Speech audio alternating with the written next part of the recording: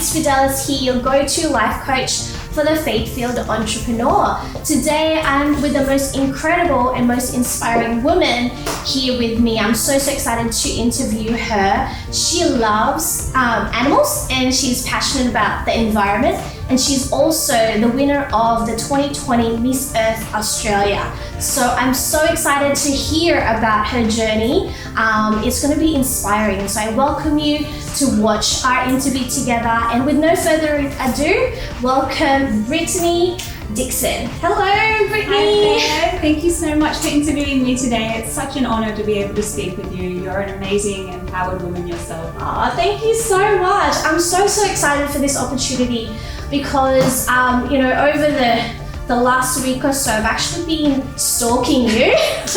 I've been reading on about you and your story, and for me personally, I'm super inspired, and I know that the people who are watching now will be inspired by your story.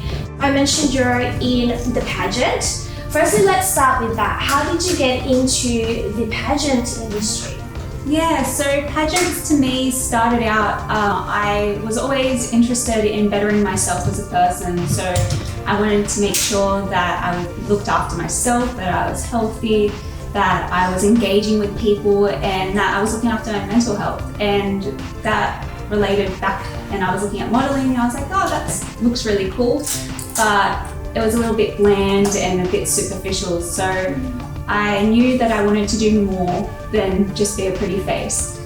So I looked into pageantry and I followed Miss Universe when I was growing up, and I was like, let's find my niche and figure out what I can do. And then I did a little bit of research and I found Miss Earth, and that really closely aligned with my beliefs. And I dabbled around in a couple of pageants at the start, but my heart was with Earth, so I did it, and then I did it again, and I did it again because I needed to win that crown, because I knew I could make a difference. I love that, and I think it's because of your passion for animals, your love for the environment as well, isn't it? Yeah. So that's basically how you got into the Miss Earth. One of the things that was so valuable to you was really taking care of the environment and looking after animals. So how does that link for you now? Because I think you also work with the New South Wales National Parks and Wildlife Service. So it is really part of your life. How does that work for you? Like, that's really pretty much aligned with your values and what you're passionate about. So tell us a little bit about that. Yeah, so when I was growing up, I also decided, I was like, oh, do I want to be a vet? And then I was like, I think I can make a bigger difference than looking after individual animals. Right. And I wanted to pursue a career in wildlife conservation.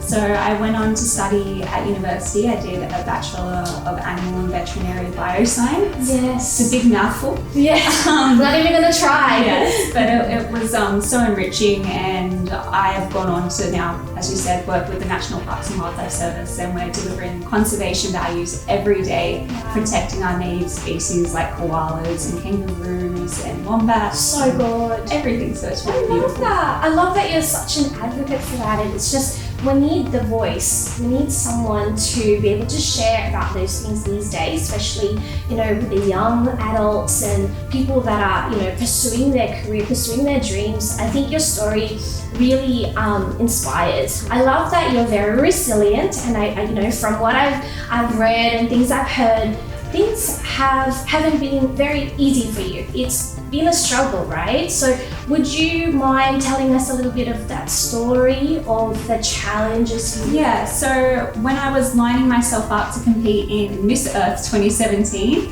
I got diagnosed with something that was completely unexpected, and it happened to be brain cancer.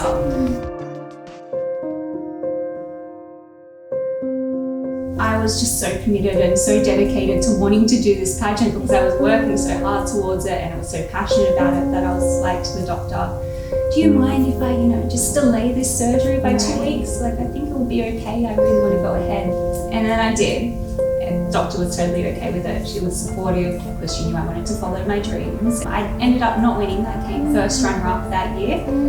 But luckily, that was the case because things ended up being worse after I had the surgery. Right. We found out that it was a lot more aggressive, and one of those cancers that has an 80% chance of killing you within 5 years. And that was a massive setback. It was really devastating, but for me, I couldn't let that take control of my life.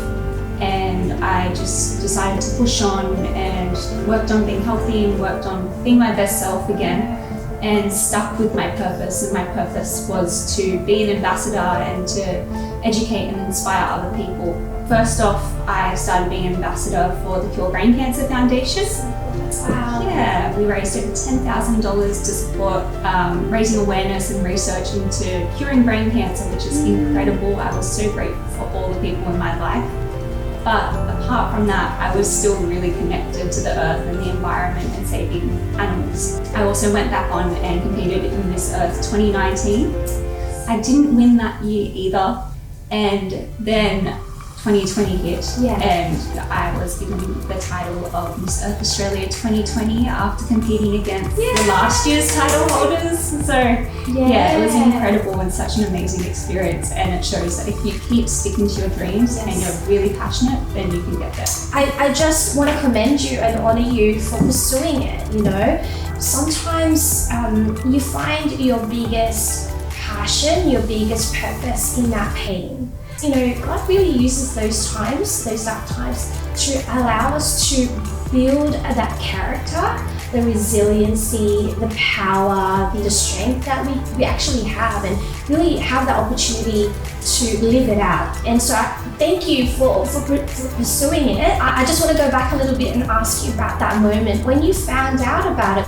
What was that the first thing that came to mind when you heard that, you know, that it was a serious matter to you? I think I mostly just went blank, and my heart went to the people in my life that were supporting me, and I was like, I know I'm going to be okay, but I don't know how they're going to be. So I just wanted to be as strong as possible for the people around me. And that's so beautiful. I love that. And see, that's where it I think stems from. The passion and the way that you serve now really comes from the place of selflessness. I think even at the darkest times, in that point where you were really low, you didn't think about yourself so much. You were thinking about the others. You're thinking about everybody else and how they were feeling. And so apart from your family, your friends that kept you wanting to pursue and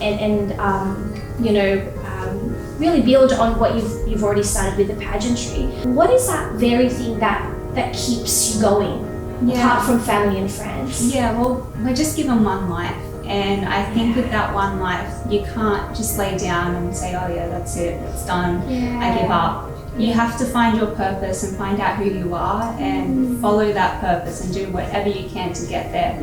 And I think what you said before, without darkness, there's no light, and you really need to take the sadness and know that there will be happiness again and really embrace that. And that's, I guess, what I did, and I just knew that there was so much more that I have left to do and will continue to do no matter what happens going forward. So good. So do you feel like you're living your life right now exactly how you want to? Do you feel like you're in that place where you've really given it 100%? Yeah, I definitely do. I'm working every day, as I said, working full-time for national parks, and that's committing myself to that cause that I'm aligned with. I'm Miss Earth Australia 2020, and I get these amazing opportunities to speak with people like you and be a voice and be an ambassador for wildlife and nature that can't speak for itself. Yeah. Okay, and for those people who are watching now, they probably have a dream in their heart, or they want to pursue something, but there's a big obstacle, there's a challenge in the way. What would be your tip for them today? How could you encourage them? Yeah, I think my tip would be just to know yourself and really figure out what it is that you want and what purpose you want to follow and pursue. Even though there might be a struggle, there is a way to overcome it. You can't live life thinking that there's no way out, because there's always something that you can do to make things better and to work towards your dreams. Just keep going. It will happen. So beautiful. Believe. You're so beautiful inside and out. And yeah, again, what an honor to be able to interview you today. Lastly, what is in the future for Miss Brittany Dickson? In the future for me, I want to continue following my career, and I currently work in more of an office-based role. I'd love to get out in the field and actually be hands-on in saving valuable species, and I just want to continue to uplift and inspire other people to follow their dreams and to work towards saving our planet. Yeah, awesome. And you guys can follow Brittany too, on social media. She's on Instagram and Facebook if you want to follow her journey. And it's so inspiring. Thank you so much for watching today. I hope that you've been inspired and you've been blessed by her story, by Brittany's story. Please make sure to reach out to us. You know, the conversation doesn't end here. Comment, if there is a comment bar here below, comment, tell us what resonated with you. And if you want us to have any other topics that you want us to cover in the future as well. So thank you guys for being here. I hope you guys were blessed and inspired. Have a wonderful rest of your day. Bye. Thank you again. It was an absolute honor.